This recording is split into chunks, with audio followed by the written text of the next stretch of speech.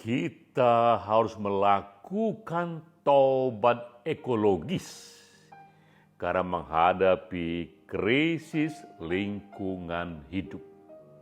Demikianlah dinyatakan berapi-api oleh calon wakil presiden Muhaimin Iskandar. Gibran Rakabuming Raka santai saja menyentilnya secara halus.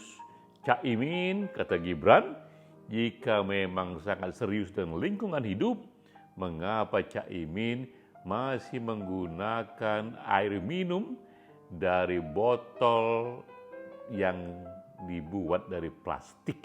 Bukankah botol dari plastik itu hal yang buruk buat lingkungan hidup?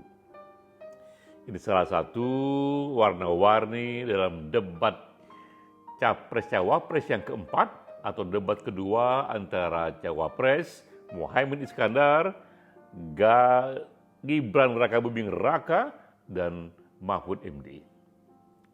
Tapi tentu saja hal besar dalam debat ini adalah soal gagasan. Gagasan apakah yang dipertarungkan oleh ketiga calon ini? Mengapa debat gagasan ini penting?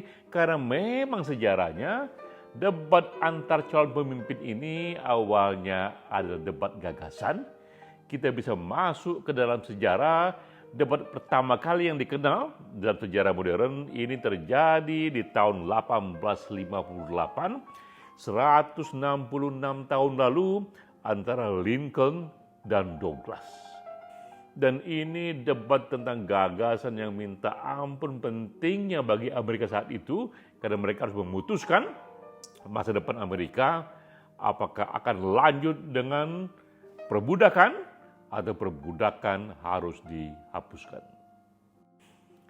Debat itu awalnya dilakukan di lapangan terbuka, ditonton oleh 20.000 orang, dan formatnya juga debat pertama, mereka berdebat tanpa moderator, masing-masing bicara masing-masing 1 jam, lalu kompetitornya bicara 1 jam, dibahas lagi setengah jam, dibahas lagi setengah jam. Selesailah itu debat. Barulah di era sekarang ini ketika debat calon pemimpin masuk TV, pembicaraan pun dipaketnya per 1 menit, per 2 menit, per 4 menit. Apa gagasan utama yang kita tangkap dari Gibran, dari Muhaimin, dan dari Mahfud? Gibran misalnya kita menangkap ia menyatakan hal yang diulang berkali-kali yang menjadi program besarnya bersama Prabowo adalah pentingnya hilirisasi. Hilirisasi untuk pertanian, pertambangan, dan lain sebagainya. Karena hanya hilirisasi inilah yang bisa membawa Indonesia keluar dari middle class trap, membuat Indonesia muncul lebih jauh lagi ke tahun 2045 yang disebut menjadi negara nomor 4 terkuat di dunia secara ekonomi.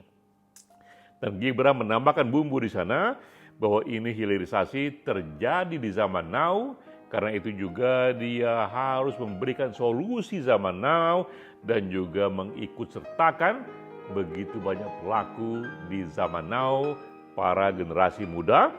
Di samping kuat gagasannya, Gibran pun memberikan satu hentakan magnet kepada pemilih generasi milenial yang sekarang ini jumlahnya sekitar 50%. Lalu Caimin, apa gagasannya?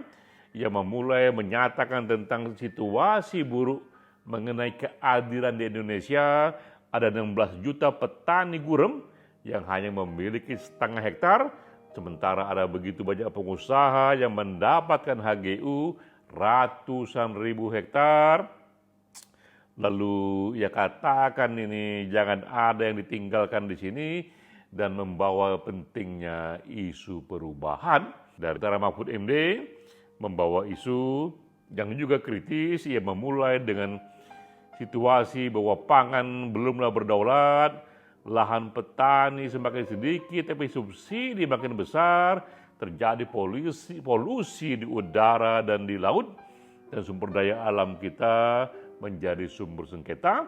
Dan seperti biasa, karena itu keahliannya, Mahfud pun menyatakan perlunya eksekusi hukum mengenai komitmen dan keberanian untuk pemanfaatan sumber daya yang ada, juga pemerataannya dan partisipasi masyarakat.